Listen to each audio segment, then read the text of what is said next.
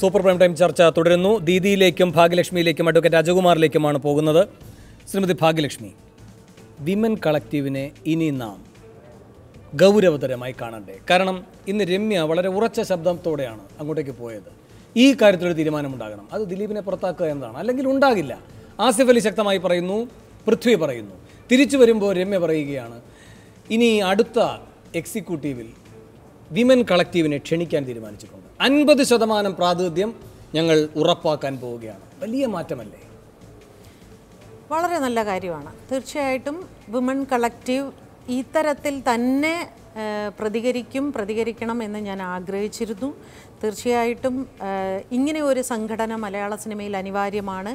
പക്ഷേ ഒരല്പം വൈകിപ്പോയി എന്നൊരു പരാതി എനിക്കുണ്ട്. അത് തികച്ചും പുറത്തു നിന്നുള്ളൊരു വ്യക്തിയായിട്ടാണ്, അല്ലാതെ ഞാൻ സിനിമാ പ്രവർത്തകയായിട്ടോ മറ്റു പല വിവാദങ്ങളോടൊന്നും കണക്ട് ചെയ്തുകൊണ്ടല്ല. ഇന്നും അതിലുള്ള എല്ലാവരും എൻ്റെ സുഹൃത്തുക്കളാണ്. ഇതാ ദീദിയൊക്കെ ഫ്രണ്ടിലിരിക്കുന്നു. അവരൊന്നും വിമർശിക്കാൻ വേണ്ടി പറയുന്നതല്ല. അന്ന് നടന്ന ജനറൽ ബോഡിയിൽ ഇന്നത്തെ ആ ഉറച്ച സ്വരം കേട്ടില്ല എന്നൊരു പരാതി നല്ലപോലെയുണ്ട്. കാരണം ആ ജനറൽ ബോഡിയിൽ സംസാരിച്ച പലരോടും ഞാൻ ചോദിച്ചപ്പോൾ പറഞ്ഞത് ഇവരാരും തന്നെ ഒന്നും സംസാരിച്ചില്ല. ശ്രീമതി ഭാഗ്യലക്ഷ്മി, ദിലീപ് വീണ ദിലീപും നിവർന്ന് നിൽക്കുന്ന ദിലീപും രണ്ടാണ് സാഹചര്യം. അപ്പോൾ ചത്ത് കിടക്കുന്നവനിപ്പോൾ ആർക്ക് വേണമെങ്കിലും പോയി തോണ്ടി കളിക്കുന്നതിൽ അതിൽ വലിയ കാര്യമൊന്നുമില്ല. നമ്മൾ ശക്തമായിട്ട് എവിടെയാണെങ്കിലും നമ്മുടെ അഭിപ്രായം പറയണം. അങ്ങനെയാണ് നമ്മളുടെ വ്യക്തിത്വം. ശരി ദീദി, ഇതിന് നിങ്ങൾ പറയുന്ന ഒരു ന്യായവാദമുണ്ട്. ഇന്ന് രമ്യയും അത് പറയുന്നുണ്ടായിരുന്നു. ഞങ്ങൾ റിവോൾട്ടിനൊന്നും വന്നിരിക്കുകയല്ല, ഞങ്ങൾ പെട്ടെന്ന് ഇതെല്ലാം മുടച്ചു വാർക്കാൻ കഴിയുമെന്ന പ്രതീക്ഷയിലുമുള്ളവരല്ല. അത് ഒന്ന് പതുക്കെ രൂപപ്പെട്ടു വരേണ്ടതാണ്. ഇതാണോ പൊതു സമീപനം? ഇതാണോ വിമൻ കളക്റ്റീവ് മുന്നോട്ട് വയ്ക്കുന്ന ഒരു സമീപന രീതി? ദീദി, വിമൻ കളക്റ്റീവ് മുന്നോട്ട് വെക്കുന്ന, ഭാഗ്യലക്ഷ്മി പറഞ്ഞ പോലെ ചത്ത് കിടക്കുന്ന ആളുടെ മേലെയാണ് ഇപ്പം തോണ്ടി കളിക്കുന്നത്. ചത്തത് എങ്ങനെയാണ് എന്നൊരു ചോദ്യം അവിടെ അവശേഷിക്കുന്നുണ്ട്. അതുകൂടാതെ ഞാനിവിടെ വന്നപ്പോൾ മുതൽ ഞാൻ കാണുന്നത് ഒരു അസംബന്ധ നാടകത്തിൻ്റെ ഭാഗമായിട്ട് നിൽക്കുന്ന പോലെ. ഇന്നലെ മുതൽ നമ്മൾ കണ്ടുകൊണ്ടിരിക്കുകയാണ്. 24 മണിക്കൂറും ഇപ്പോൾ അതും ക്രോസ് ചെയ്ത് 48 മണിക്കൂറിലേക്ക് കടക്കുന്നു. വേണു ഭക്ഷണം പോലും കഴിച്ചിട്ടുണ്ടാവില്ല എന്നാണ് എനിക്ക് തോന്നുന്നത്.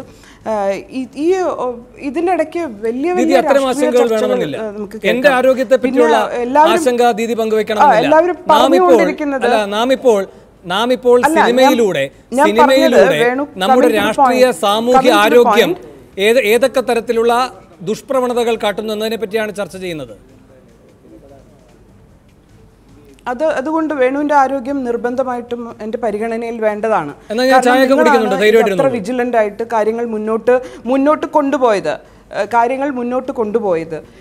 ഈ കൊണ്ടുപോകുമ്പം കുറേ നേരമായിട്ട് മാർക്സ് പറയുന്ന പോലെ, ഫിലോസഫേഴ്സിനെ പോലെ നമ്മൾ ഇതെന്താണ് എന്ന് വിവരിച്ചുകൊണ്ടിരിക്കുന്നു. The point is how do we change it. അതിനെപ്പറ്റി ആരും ഒന്നും പറഞ്ഞു കേട്ടതേയില്ല. പിന്നെ രണ്ടാമത്തെ കാര്യം, ഇവർ ചർച്ച ചെയ്യുന്ന രാഷ്ട്രീയം എനിക്ക് തോന്നുന്നു ഈ പ്രശ്നത്തിൻ്റെ പുറത്താണ് എന്ന് തോന്നുന്നു. ജെൻഡർ പൊളിറ്റിക്സ് ആണ് വാട്ട് മാറ്റേഴ്സ്. അവർ പറയുന്ന രാഷ്ട്രീയമല്ല അത്. ഹൂസ് ഹൂ എന്ന ഒരു രാഷ്ട്രീയമാണ്. അത് അടിസ്ഥാനമായിട്ട് പറഞ്ഞു വരുന്നത് ഒരേ കാര്യമാണ്. അതിൽ ഇവിടുത്തെ ഇപ്പം റേസ് ചെയ്തിട്ടുള്ള ഇഷ്യൂവിന് പ്രത്യേകിച്ച് കാര്യങ്ങളൊന്നും അതിനകത്തില്ല. പിന്നെ മൂന്നാമത്തെ ഒരു പോയിന്റ്, ഇപ്പോൾ നമ്മൾ ചർച്ച ചെയ്യേണ്ടത് WCCൻ്റെ കൺസേൺ എന്താണ്, ദൗത്യം എന്താണെന്ന് ചോദിച്ചാൽ, WCCയിൽ അംഗമായിട്ടുള്ള ഒരു കുട്ടിയാണ് നിവർന്നു നിന്ന് വിത്ത് ചിഹ്നം പറഞ്ഞുകൊണ്ടിരുന്നത് എനിക്ക് ഇതിൽ പ്രതിഷേധമുണ്ട്, എന്നെ അറ്റാക്ക് ചെയ്യപ്പെട്ടിട്ടുണ്ട് എന്ന്. ഈ പെൺകുട്ടി ഏതോ ഒരു സ്ഥലത്തിൻ്റെ പേരിൻ്റെ കൂടെ ചേർത്ത് പറയാവുന്ന, ഐഡൻറ്റിറ്റിയെ ഒളിപ്പിച്ച് വെക്കാവുന്ന ഒരു കുട്ടിയല്ല. ആ കുട്ടി പരാതി പറയുമ്പോൾ അവളെ കമ്മിറ്റ് ചെയ്തുകൊണ്ട് തന്നെ വേണം പറയാൻ. അതൊരു വലിയ ഡയറിംഗ് ആയിട്ടുള്ള സ്റ്റെപ്പാണ്. ആ കുട്ടി WCCയിലെ അംഗമാണ്. ആ കുട്ടി കല്യാണത്തിന് മുമ്പാണ് ഇതുപോലെ ഒരു കാര്യം പുറത്തേക്ക് പറയുന്നത്. അതിൽ ഉറച്ചു നിൽക്കുകയും ചെയ്യുന്നു. കേരളത്തിലെ സ്ത്രീകളെ പീഡിപ്പിച്ചതിൻ്റെ ചരിത്രം നോക്കിയാൽ നമുക്കറിയാം എവിടം വരെയാണ് കാര്യങ്ങൾ നീങ്ങിയത് എന്ന്. ഇപ്പോൾ ഒരു അറസ്റ്റിനെ പറ്റി പറഞ്ഞു. എല്ലാവരും കൂടെ റെഡ്യൂസ് ചെയ്ത് കൊണ്ടുവരുന്നത് ഒരു മഹാവിപത്ത് ഇൻഡസ്ട്രിയിൽ ഉണ്ടായിരുന്നു, അതിൻ്റെ പേരാണ് ദിലീപ് എന്ന്. അപ്പോൾ ഇനി എനിക്ക് തോന്നുന്നു പ്രശ്നങ്ങളൊക്കെ അവസാനിച്ച് കാണണം. കാരണം അദ്ദേഹം ഹീസ് ബിഹൈൻഡ് ദ ബാസ്. അങ്ങനെയാണെങ്കിൽ ഇനി പ്രത്യേകിച്ച് ഇവിടെ ആദ്യഘട്ടത്തിൽ ദിലീപ് ഒരു പ്രവണതയാണ് എന്ന നിലയിൽ തന്നെയാണ് ചർച്ച ചെയ്തത്. ആ പ്രവണത എന്നത് അമ്മ എന്ന അടഞ്ഞ സംവിധാനം ഉണ്ടാക്കുന്നതാണ്. അതുകൊണ്ട് ദിലീപ് ഇല്ലെങ്കിലും ആ പ്രവണത പല രൂപത്തിൽ പല ഭാവത്തിൽ വരുമെന്ന് നാം ആ ഘട്ടത്തിൽ ചർച്ച ചെയ്തു. താങ്കൾ അറിയാതിരുന്നുകൊണ്ടാണ്, ഒരു കുഴപ്പവുമില്ല അതുകൊണ്ട്. ഭാഗ്യലക്ഷ്മി വേണു, നമ്മളിവിടെ ഇപ്പോൾ WCC എന്താണ് അല്ലെങ്കിൽ മറ്റുള്ളവർ എന്ത് പറഞ്ഞു ഇത് പറഞ്ഞു എന്ന് ചർച്ച ചെയ്യുന്നതിനോട് എനിക്കും വലിയ യോജിപ്പില്ല. പക്ഷേ ഇന്നലെയും ഇന്നുമായി നടക്കുന്ന ചില കാര്യങ്ങൾ കാണുമ്പോൾ എനിക്ക് സത്യത്തിൽ ഏറ്റവും വലിയ വിഷമം, അന്ന് ഒരു പക്ഷേ ജനറൽ ബോഡിയിൽ ഈ പറയുന്ന നടന്മാരോ ഏതെങ്കിലും നടികളോ WCC ആരുമാവട്ടെ ആരെങ്കിലും ഒന്ന് പ്രതികരിച്ചിരുന്നുവെങ്കിൽ ഇന്ന് ഇത്രയേറെ കേരളത്തിൽ ഒരു പ്രക്ഷോഭം ഉണ്ടാവില്ലായിരുന്നു, ഒരു പരിഹാസം ആവില്ലായിരുന്നു എന്നൊരു. തിരിച്ചൊരു സംശയം ചോദിച്ചോട്ടെ, ഫെഫ്കയുടെ ഒരു റോൾ ഉണ്ടല്ലോ ഈ കാര്യത്തിൽ. തീർച്ചയായിട്ടും ഒന്നും ഞാനത് പലപ്പോഴും പറഞ്ഞല്ലോ, എല്ലാ സംഘടനകളെയും ചേർത്താണ് ഞാൻ പറഞ്ഞത്. ഇത് ഒരു മിനിറ്റ് തുളസി, ഇത് പിന്നെ നേരത്തെ ഇവിടെ പറഞ്ഞ ഒരു കാര്യം എനിക്കിപ്പോൾ ഇവിടെ പറയാതിരിക്കാൻ നിവൃത്തിയില്ല. അതായത് ഈ ഒരു 2000 മുതലാണ് സിനിമയിൽ ഇത്രമാത്രം അധപതനം തുടങ്ങിയതെന്ന് ഞാൻ ഒരുപാട് തവണ പറഞ്ഞു, ഞാൻ വീണ്ടും പറയുന്നു. ഈ ഒരു വ്യക്തി അല്ലെങ്കിൽ 1, 2, 3, 4 വ്യക്തികൾ, പക്ഷേ ഇവിടെ 95% ഒരുപാട് നന്മകൾ ചെയ്യുന്ന ആളുകളുണ്ട്. ഞാനൊക്കെ എൻ്റെ ചെറുപ്പകാലം മുതൽ ഈ സിനിമയിൽ കളിച്ചും കണ്ടും ഒക്കെ വളർന്ന ഒരാളാണ്. ഞാനൊന്നും ഇങ്ങനെയുള്ള ഒരു തരത്തിലുള്ള തുറിച്ചു നോട്ടമോ, ഞാൻ ഇന്ന് എന്നെ ഒന്ന് ചിലപ്പോൾ തോണ്ടാൻ പേടിക്കുമായിരിക്കും, പക്ഷെ ഞാനും തുടക്കക്കാരിയായിരുന്നല്ലോ, അങ്ങനെയൊന്നും ആയിരുന്നില്ല. പക്ഷേ ഈ അധപതനത്തിലേക്ക് എത്തി നിൽക്കുമ്പോൾ ഇതിന് കാരണക്കാരായവർ ഈ പറയുന്ന സിനിമയ്ക്കുള്ളിലുള്ളവർ തന്നെയാണ്. ഇവരെല്ലാവരും കൂടി തന്നെയാണ് ഈ സിനിമയെ ഇങ്ങനെ ഒരു അവസ്ഥയിൽ എത്തിച്ചത്. ഇപ്പോൾ തുളസിദാസ് നേരത്തെ സംസാരിച്ചു, അതുപോലെ സിദ്ദിഖ് എന്ന് പറയുന്ന അദ്ദേഹത്തിന് ഞാൻ പരിചയപ്പെട്ടില്ല, ഇവരൊക്കെ പറഞ്ഞു ഇവരെല്ലാം ഒരു പക്ഷേ നിങ്ങളുടെ മീഡിയയുടെ മുമ്പിൽ വന്ന് അന്ന് ഞങ്ങൾക്ക് ഇങ്ങനെ ഒരു പ്രശ്നമുണ്ടായിരുന്നു എന്ന് പറഞ്ഞാൽ ഈ മീഡിയ എന്ത് ചെയ്യുമായിരുന്നു? ഒന്നും ചെയ്യില്ല. കാരണം എല്ലാവർക്കും സിനിമകൾ വേണം. ശരിയാണ്, അതൊക്കെ ശരിയാണ്. ആരൊന്നും ചെയ്യില്ല. അപ്പൊ നമ്മൾ ഇനിയിപ്പോ ഈ പറയുന്ന അന്ന് അങ്ങനെ ഇതിൽ ഏതെങ്കിലും തരത്തിൽ മാധ്യമ വിമർശനം നടക്കുന്നുണ്ടെങ്കിൽ ആ വിമർശനം ഉൾക്കൊള്ളാൻ ഞങ്ങൾ തയ്യാറാണ് കേട്ടോ ശ്രീമതി ഭാഗ്യലക്ഷ്മി. ഞങ്ങളും തയ്യാറാണ്. ഇന്ന് ഞാൻ പല ചാനലിലും ഞാൻ പറഞ്ഞു, സിനിമാ ലോകം തലകുനിഞ്ഞാണ് നിൽക്കുന്നത്. അതിൽ ഞാനും കൂടി ഉൾപ്പെടുന്ന ഒരു ലോകമായതുകൊണ്ട് എനിക്ക് ഒരുപാട് സങ്കടമുണ്ട്. സമൂഹത്തിനോട് ഞാൻ ബൈജു വരാം. അതിന് മുമ്പ് എനിക്ക് അഡ്വക്കേറ്റ് രാജകുമാറിലേക്ക് പോകണം. അഡ്വക്കേറ്റ് രാജകുമാർ, റിമാൻഡ് റിപ്പോർട്ടിൻ്റെ വിശദാംശങ്ങൾ നമ്മുടെ മുന്നിലുണ്ട്. പോലീസ് തന്നെ പറഞ്ഞതുപോലെ സാധാരണ ഒരു റിമാൻഡ് റിപ്പോർട്ടല്ല കൊടുക്കുക, വ്യക്തമായ തെളിവുകളുടെ വിശദാംശങ്ങൾ അതിലുണ്ടാകും എന്ന് പറഞ്ഞിരുന്നു. അതാണ് കൊടുത്തിരിക്കുന്നത്. അതിൻ്റെ ഉള്ളടക്കം താങ്കൾ അറിഞ്ഞു കാണുമെന്നാണ് ഞാൻ മനസ്സിലാക്കുന്നത്. വളരെ ശക്തമാണോ എന്ന് വെച്ചാൽ നാളെ ഇപ്പോൾ ബെയിൽ മൂവ് ചെയ്യുന്നുണ്ട്, അത് കിട്ടാത്ത രൂപത്തിൽ വളരെ അടച്ച, അതായത് ഒരു കാരണവശാലും ഇപ്പോൾ ബെയിൽ കിട്ടാൻ സാധ്യതയില്ലാത്ത രീതിയിൽ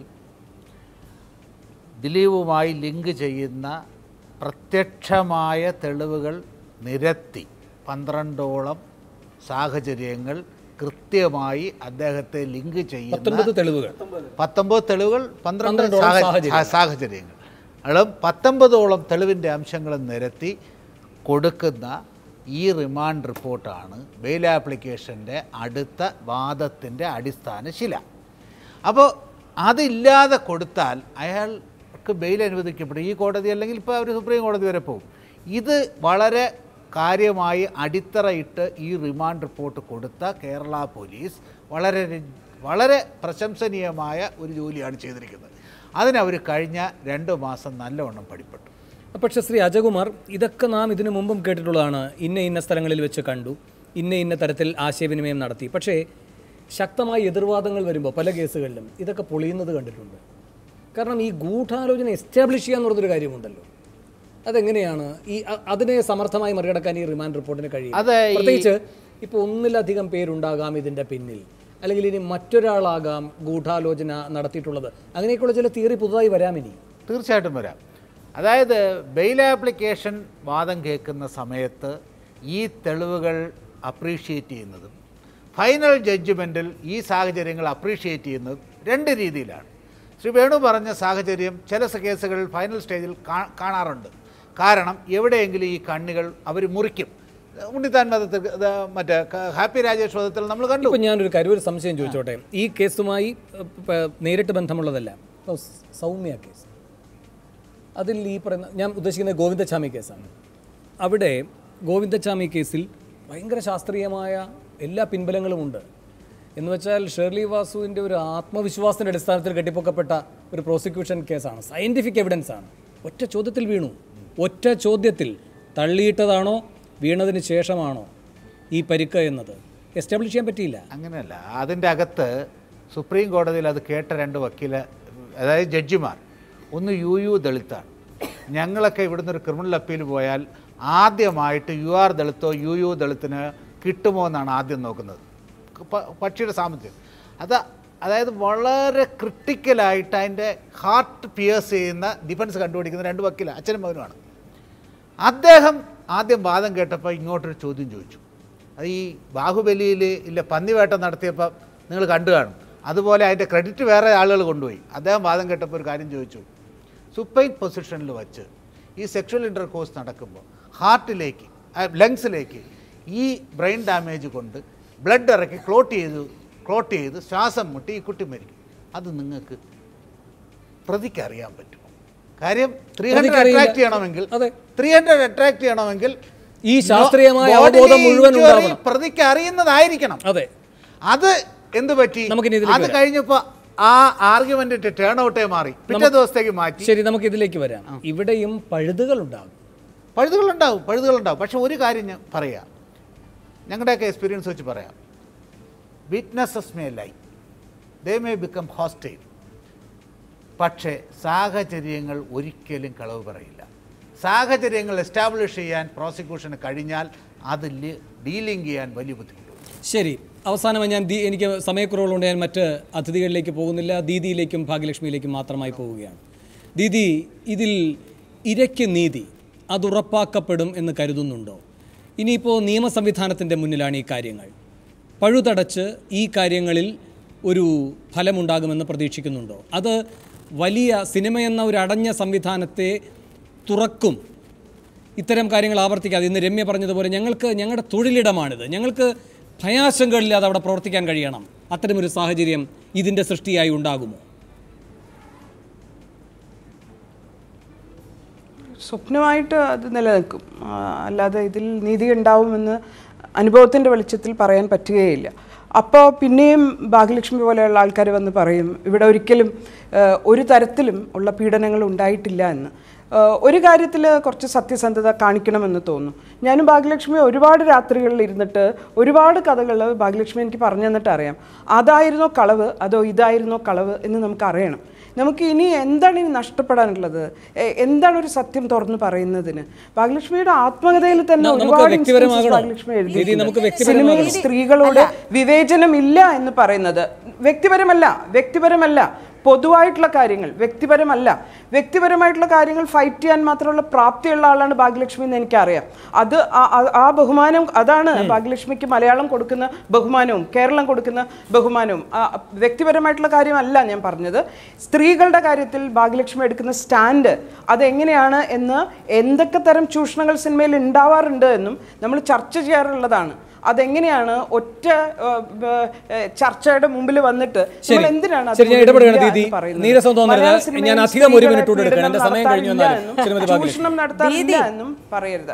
ദീദി അങ്ങനെ അങ്ങോട്ട് ഒരു ഓവർ സ്മാർട്ടായിട്ട് എന്നെ അങ്ങ് അടിച്ച് മലർത്തിയെന്ന് കരുതി ദീദി സംസാരിക്കണ്ട. എനിക്ക് നല്ല ധൈര്യമുണ്ട്. അന്നും ഇന്നും എന്നും ഏതൊരു പുരുഷനും എൻ്റെ മുൻപിൽ വന്ന് നിന്ന് എൻ്റെ മുഖത്ത് നോക്കി പറയാൻ പാടില്ലാത്തതൊന്ന് പറഞ്ഞാൽ എനിക്ക് ഒരു സംഘടനയുടെയും ആവശ്യമില്ല. എനിക്കതിനുള്ള ധൈര്യമുണ്ട്, ഞാനത് ചെയ്തിരിക്കും. ആ ഒരു ധൈര്യമാണ് ഇവിടെയുള്ള സ്ത്രീകൾക്ക് വേണ്ടത്. എത്ര കാലം ഒരു സംഘടനയ്ക്ക് ഒരു പെണ്ണിനെ സംരക്ഷിക്കാൻ സാധിക്കും? എനിക്ക് എന്നെ സംരക്ഷിക്കാൻ സാധിച്ചല്ലോ. അത്തരത്തിലുള്ള ഒരു പ്രവണതയാണ് സ്ത്രീകൾക്ക് ഇവിടെ വേണ്ടത്. അല്ലാതെ ഇവിടെ സംഘടനയുണ്ടാക്കി ഞങ്ങൾ നിങ്ങളെ സംരക്ഷിച്ചു കൊള്ളാം എന്ന് പറയുന്നതിൽ ഒരർത്ഥവും ഞാൻ കാണുന്നില്ല. നിങ്ങൾക്കൊരു പരിധിയുണ്ട്. നിങ്ങൾക്കെന്നല്ല, ഏത് സംഘടനയ്ക്കും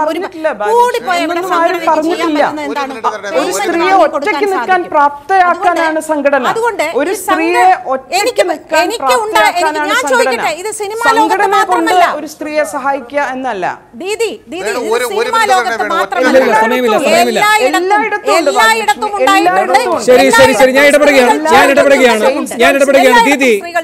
ദീദി പരിഹാസ രൂപേണ പറഞ്ഞെങ്കിലും ദീദി പറയുന്നതിലൊരു വാസ്തവമുണ്ട്.